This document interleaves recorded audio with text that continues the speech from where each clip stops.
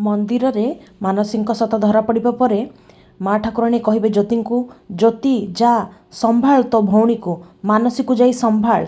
एवं ज्योति धाई जीवे मानसी हाथरू त्रिशूलटी छड़ाइबे कहीं से आत्महत्या करने को जाउथिबे।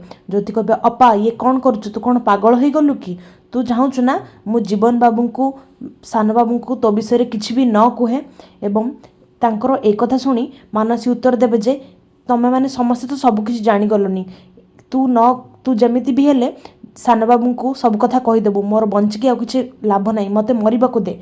तापर ज्योति मानसी हाथरू त्रिशूलटी जोर कर छड़ाई ने कहे तू चाहूचु ना मु तो विषय किसी भी सान बाबू को न कहे, तेबे से कौन करेंगे त्रिशूल उपर निज हाथ रखिए एवं महादेवंकर राण खाइबे। ज्योति कहे महादेव राण खाई कौच जेते दिन तू गर्भवती अच्छु मु तोर यही भूल करथिबा कथा किसी भी सान बाबू को कहबिनी। एवं से कहे तू भी त्रिशूल उपर हाथ रखी कह तो पेटरे थिबा छुआ को तू नष्ट केबे भी करिवु नाही, आउ एभली भूल काम करिवु नाही।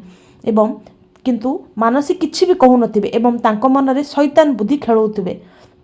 तापर ज्योति कहे अपा जेते बेले ए छुआ दुनिया को आसजिवो सेतेबेले तू केभली भाबे तो कथा लुचेबू, समस्ते सब कथा जानिबे आ सान बाबू सेतेबेले तो कथा जानिबे। ठीक सेतिक बेले सान बाबू माने जीवन दुम करि आसी तले पड़े, आकाश पूरा बादल कला मेघरे छाईजीव, तांको मुहरे कला कपड़ा घोड़ाई। तेबे आपन को कौन लगुच दर्शक बंधु, ज्योति कौन निज स्वामी को बंचाई पारिबे?